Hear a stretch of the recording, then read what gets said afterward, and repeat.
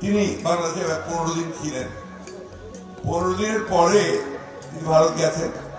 ভারত থেকে একটা ইউটিউবে তার সাক্ষাৎকার বেরিয়েছে। ভদ্রকের নাম হচ্ছে সৌমিত্র দস্তিদার, আপনার পারে এটা দেখবেন। তিনি বললেন বাংলাদেশে যে সমস্ত প্রচারণা ভারতের মিডিয়া থেকে করা হচ্ছে তার একটাও সত্যি নয়। তিনি বললেন যে হিন্দু বা ভাইদের উপর অত্যাচারের কথা বলা হচ্ছে। আমি নিজে ছিলাম সেই সময় দুর্গা পূজার সময়, আমি কালী পূজার সময় ছিলাম। আমি দেখেছি যে সেই সমস্ত কোথাও সেই ধরনের কোনো কিছু ঘটেনি। কিন্তু ওই যে 72 থেকে 75-এর যে ঘটনাগুলো ঘটেছিল আমাদের, সেই ঘটনাগুলো ন্যাশনাল আর্কাইভ থেকে পুরো মুছে দেওয়া হয়েছে। অর্থাৎ আওয়ামী লীগের সরকার সেই ঘটনাগুলো একেবারে মুছে দিয়েছে।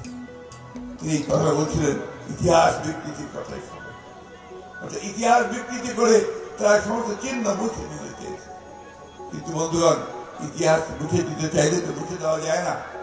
মানুষের মধ্যে যে ইতিহাস থাকে, সেই ইতিহাস আজকে বেরিয়েছে।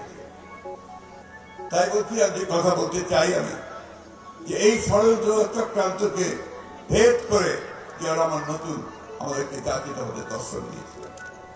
তারই উপর ভিত্তি করে বাংলাদেশ দাঁড়িয়েছে, বহুযুগের গণতন্ত্র দিয়েছে, সমস্ত সংবাদ মাধ্যমকে খুলে দিয়েছে, মিডিয়ার স্বাধীনতা দিয়েছে, বাংলাদেশের অর্থ দিয়ে মুক্ত করে দিয়েছে একটা বদ্ধ ভ্রান্ত সমাজতন্ত্রের চিন্তা থেকে। এবং নতুন যাত্রা শুরু হয়েছে, গার্মেন্টস ফ্যাক্টরি, রেমিটেন্স, বিদেশে যাওয়া, একটা উৎসব শুরু হয়ে গিয়েছিল। সেই মানুষটিকেও সেই বাংলাদেশের শত্রুরা